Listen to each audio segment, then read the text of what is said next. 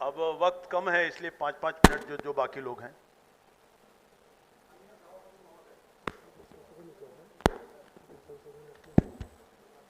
कहाँ है संशोधन इनका? पर आपने मुझे विचार रखने के आभार व्यक्त करता हूं। सभापति महोदय, अभिभाषण में ऐसी बातों का उल्लेख नहीं किया गया है जो व्यवहारिक रूप से समाहीन है, इसलिए मैं इसमें कुछ संशोधन चाहता हूं। महोदय, सबसे पहले मैं पंचायती राज की बात करना चाहता हूं।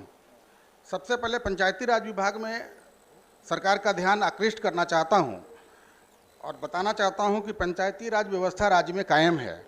समय पर निकायों का चुनाव संपन्न हो रहा है।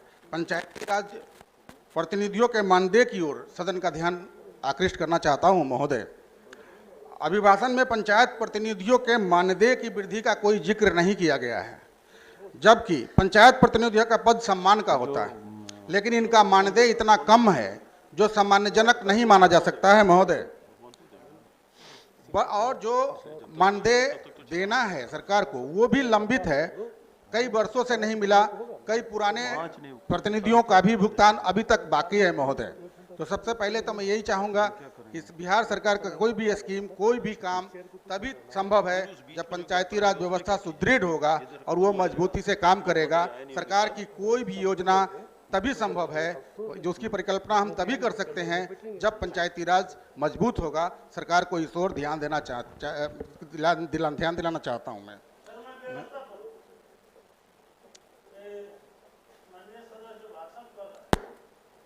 पंचायत प्रतिनिधियों का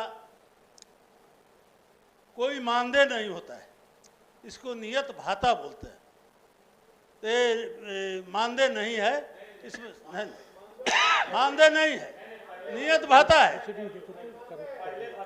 कहाँ से मुख्यमंत्री जी ने उसको मानदेय 500 रुपया मानदेय करके कहा।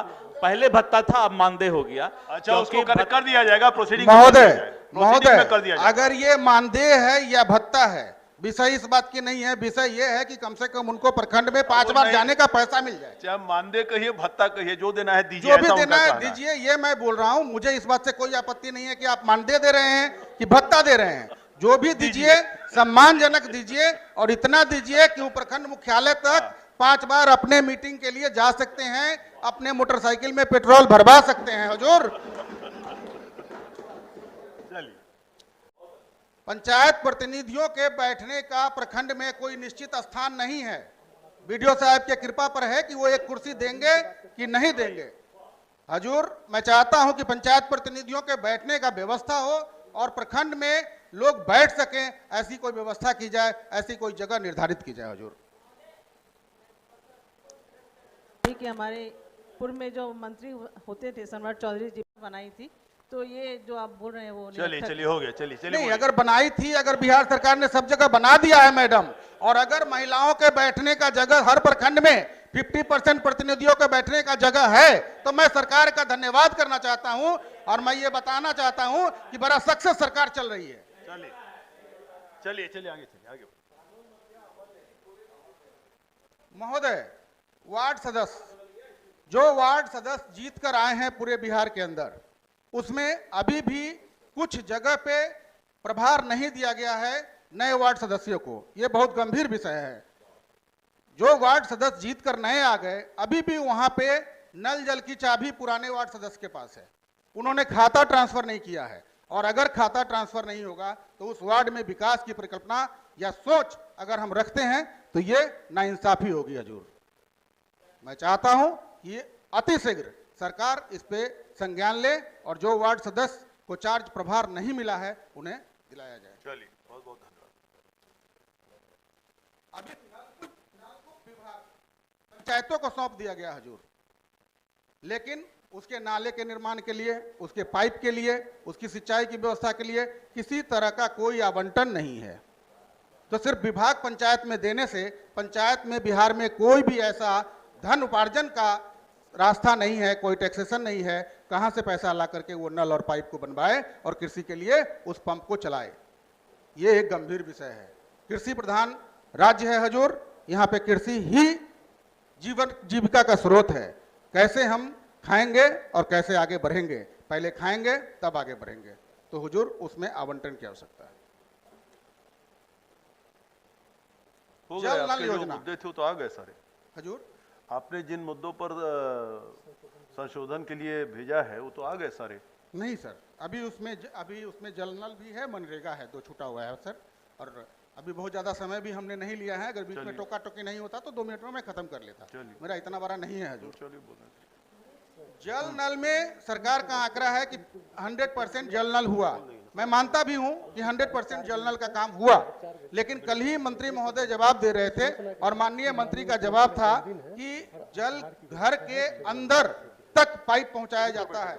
मैं माननीय सदस्यों से पूछना चाहता हूं, कहीं भी घर के अंदर जल की सप्लाई बिहार के अंदर नहीं हुई है। ये सिर्फ कहने की बात है। और मंत्री जी महोदय द्वारा कहा गया कि जो लाभुक है उनके इच्छा से हम बाहर छोड़ते हैं, जबकि कल ही के जवाब में उन्होंने ये चिट्ठी लिखा है मुझे।